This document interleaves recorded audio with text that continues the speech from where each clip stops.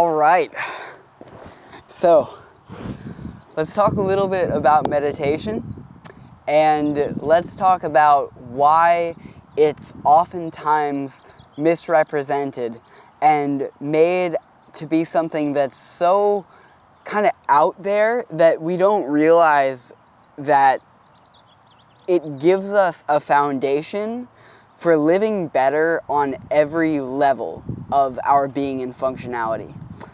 So let's use the metaphor of a gymnastic event.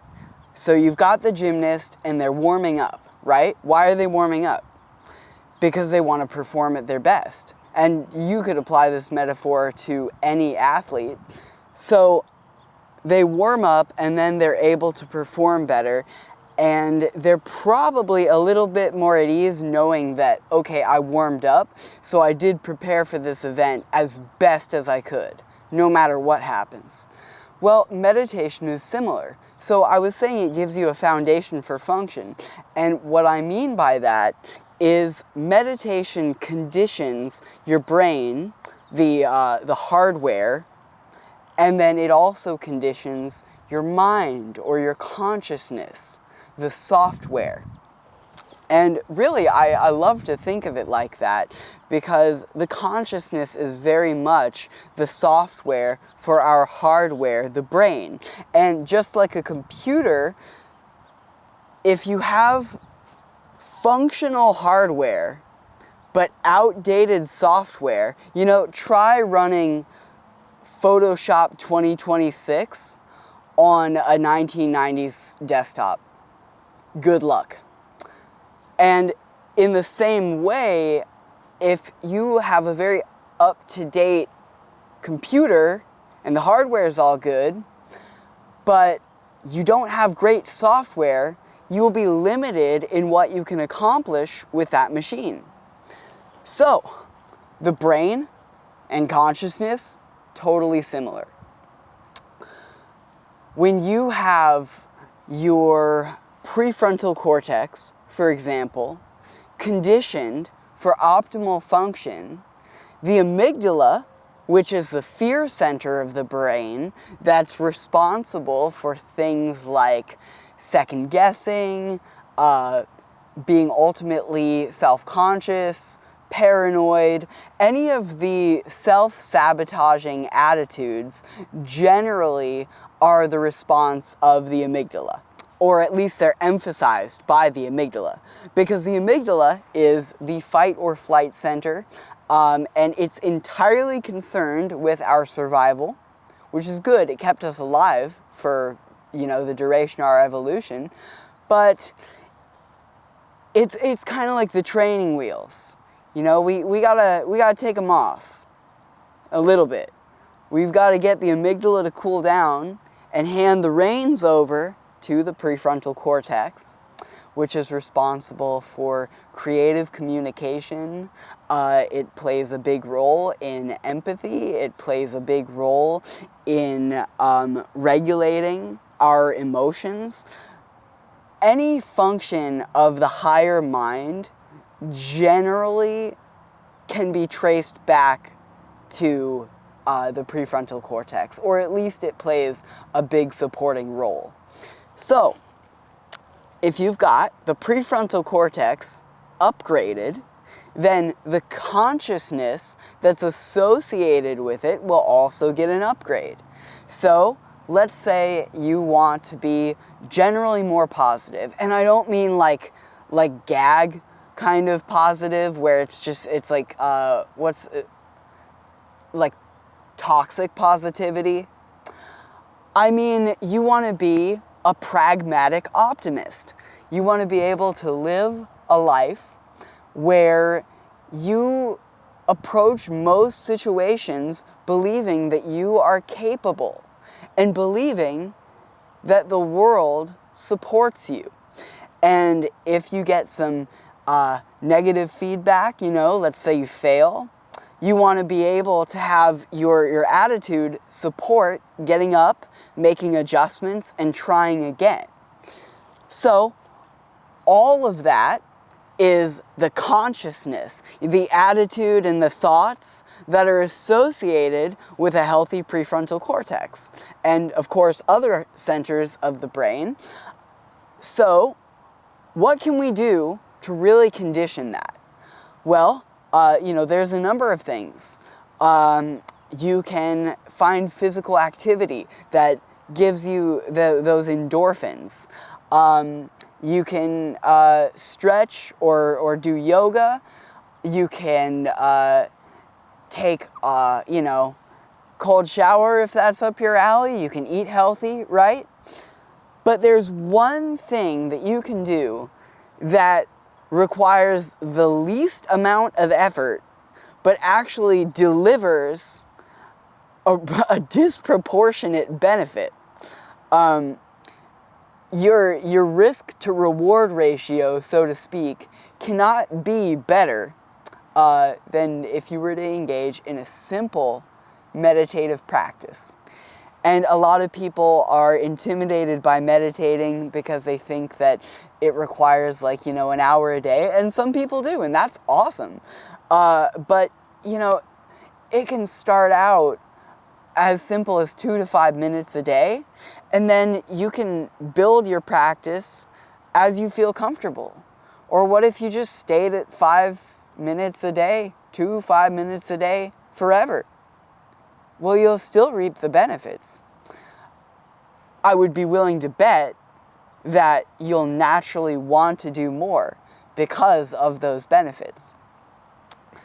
So, when we engage in a meditative practice, we're priming the higher centers of the brain, which means that the consciousness that they support will also flourish. And the flourishing of that consciousness is evident in our lives. And science fully supports this. In fact, I would go as far as to say that there aren't many things that are supportive of psychology, just neurobiological health, overall physiological health, and spirituality if you consider yourself a spiritually inclined person. It cross-pollinates every one of those areas. And so a person could play, let's say, a sport, and they would derive the mental and physical benefits from playing that sport, but would they also get the chance to step back and dissolve into a space that is so peaceful in the absence of physical activity? I don't think so. Now, I'm not knocking any other avenue of health and well-being. My argument for meditation is that it is the one thing where if you look back in the more esoteric roots of every religious and spiritual tradition, meditation is advocated for by all of them. And there must be a reason. And yet, it seems like meditation is the one thing that we have every excuse, not to do it. Like, you could tell a person to take up a practice of Tai Chi, or like we talked about, some kind of sport, go swimming, eating healthy. All of these things are wonderful, but they all engage the mind. There's a letting go that it seems is always on the margins of our priorities, which is also the key to meditation, because ultimately it's a non-effort. Now, the other thing that a lot of people have trepidation surrounding meditation with is, everyone is like, I can't quiet my mind. I can't get my thoughts to dissolve into the background. And that's because, have you practiced? A lot of people think that meditation involves sitting down, closing your eyes, and immediately becoming a saint or a Buddha. You know, and that's like saying, yeah, I wanna get started playing tennis. And then you do, and you show up at the court for the first time ever in your life, and you suck, and you're like, man, why do I suck at tennis? Like all things, it requires a technique and a practice. There's drills involved. There's methods to this madness. The mind doesn't just shut up when you close your eyes. That's why there's various ways of working with your breath, and very simple ways at that, like measured breathing.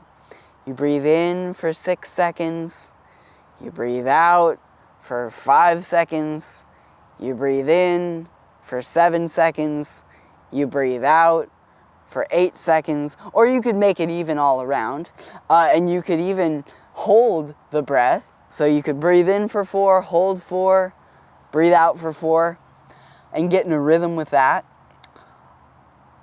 So whether you're doing measured breathing or any of the innumerable techniques, which are all available on the internet because of the age we live in,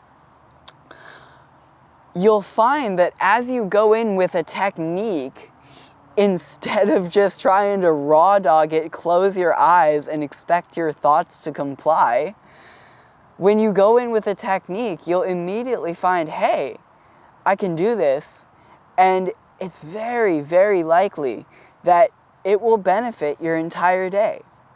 And it might not be some wild awakening where you go out of your body and, you know, all these things that we expect of meditation, but you will find that you have more flexibility in how you respond to life. You might also find that you're able to communicate in a way that's a bit less mechanical, you know? Oh, how are you? I'm good, da da da. You might be able to sprinkle just a little bit more color into your everyday interactions. You might find yourself noticing things that you don't otherwise notice.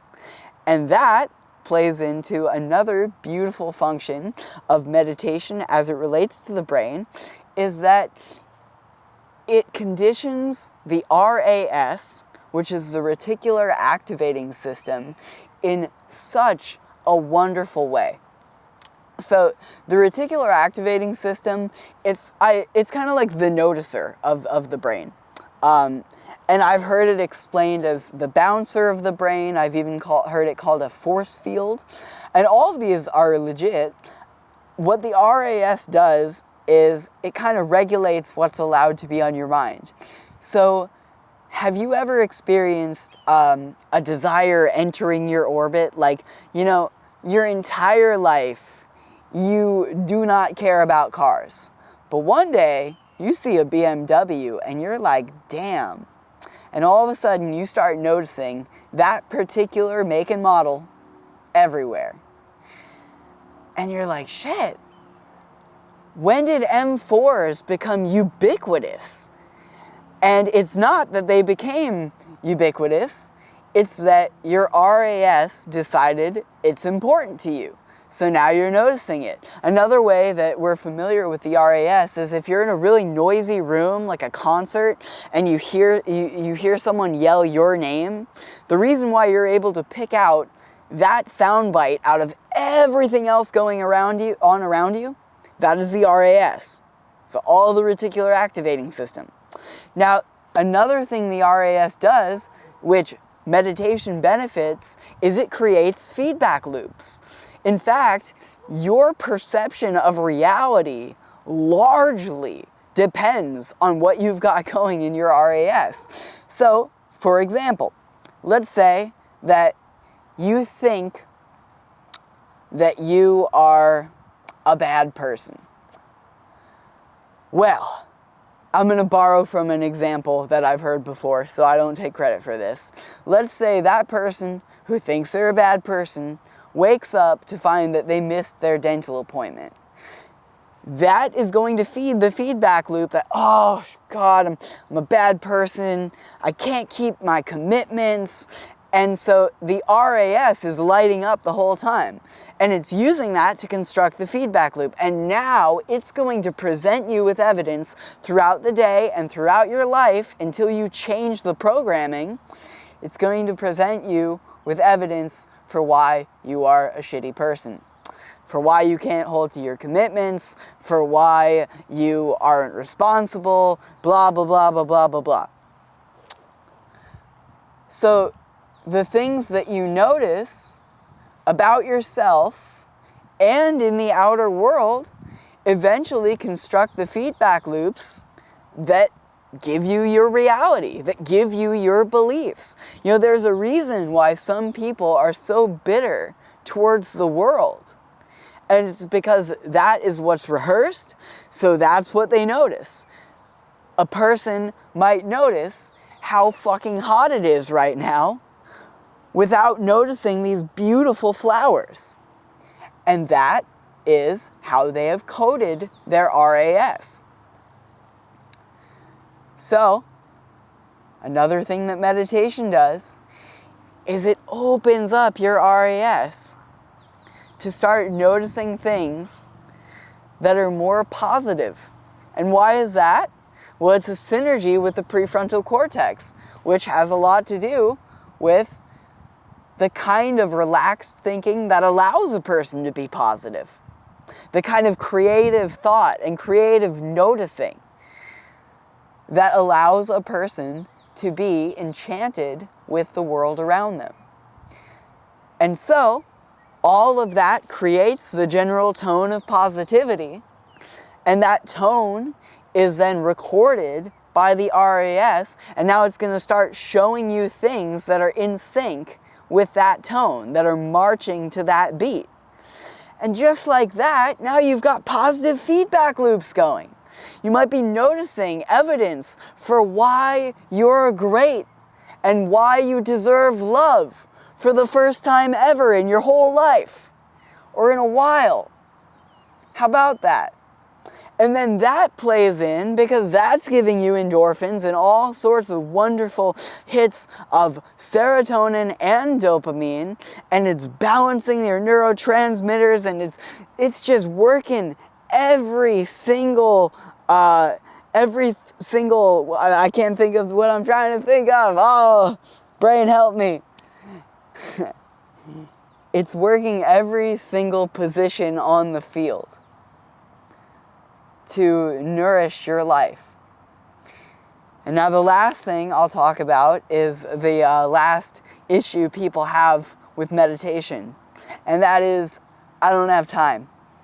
I've been meditating consistently for 5 years. I would say 10, but there was a small gap where I was having a very bad time in my life where I was just going through my shit and my consistency tapered off. And that was about a 3-year period. So again, I'm not saying meditation's a magic bullet, but there's a reason why 10 years ago I took it up and stayed consistent all the way up to a 3-year period. And then after that 3-year hell, I still wanted to get back on the wagon, and then have been meditating consistently once again for a long time. And why I'm saying all this is because you tend to get the time back in a way that's difficult to explain. I'll give you an example of yesterday. So yesterday I woke up later than I normally do, and I didn't think I was going to have time to work out. I thought I was going to have to choose between meditating and working out. And then there were a couple other things that I wanted to do and didn't think I was going to get to do. Well, instead I was like, you know what? I know that meditation is going to have the most return, the most reward. It's the best thing I could do with the time I have. So I did it. I was able to still work out, work on a project, have a delicious smoothie bowl, and do other things that I didn't think I was going to have time to do before work, and still had a day that went swimmingly. What I'm trying to say here is I've found over the course of years that it puts you into a state, not to sound too crunchy, where time is experienced differently. And time itself seems to accommodate your practice. So the 5, 10, 20, 30, 45, 60 minutes that you put in, you get back, and generally you get back like double. You're able to do more with apparently less time. And test that out. I swear by it. You'll see. But the thing is, you got to be consistent. You need what one of my greatest inspirations calls a flexible discipline, or a relaxed discipline. Meaning, you can miss a day. You are not to hold yourself to such high, stringent standards. But you keep to it. You know, and so maybe that looks like one day you're like, yeah, I'm cool with meditating for a bit less, but I'm still going to do it. You know, I would say if you have a day where you absolutely have no time, 2 minutes. 2 minutes in the morning. And then at least you can track that and know, okay, I did it. And you build that rapport with yourself. So I invite anyone who's watching this video, regardless of your religious or spiritual orientation, because this is not a practice that is frowned upon by God or the universe, or, you know, whatever your relationship is with the divine. There's no facet of the divine that frowns upon your meditating.